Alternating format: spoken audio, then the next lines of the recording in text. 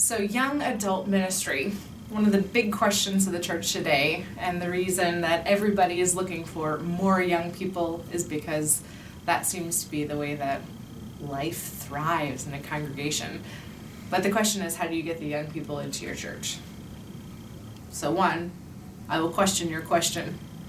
Less about how do you get young people into the church than how do you go and meet young people where they're at.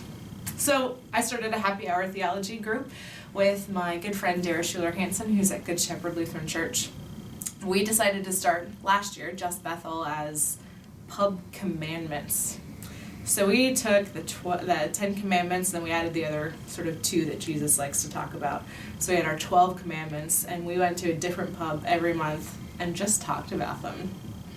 We didn't have in-depth Bible studies. We didn't have these,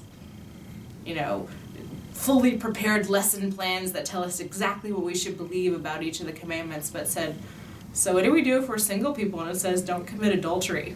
We don't care. Well, what does it mean if we're not committing adultery in our friendships and not betraying people? And these great conversations spun off.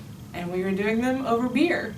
And we had certainly other people in the restaurant, if I was wearing my collar especially, that were kind of like, why are there people here with collars and drinking beer? I kind of love breaking the stereotypes of going, yes, I'm a pastor, and I've got tattoos, and occasionally I swear, and that's okay.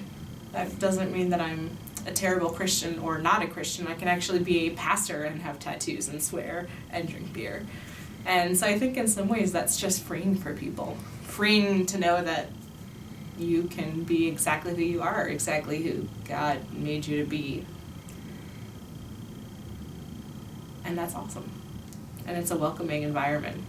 I think everybody in my generation hates being told what to do, but I think if you look back when you were in your 20s or 30s, you also hated being told exactly what to believe and do.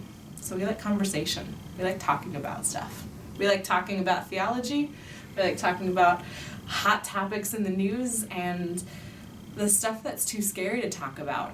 Politics and sex and drinking too much and all the things we're not supposed to talk about in church.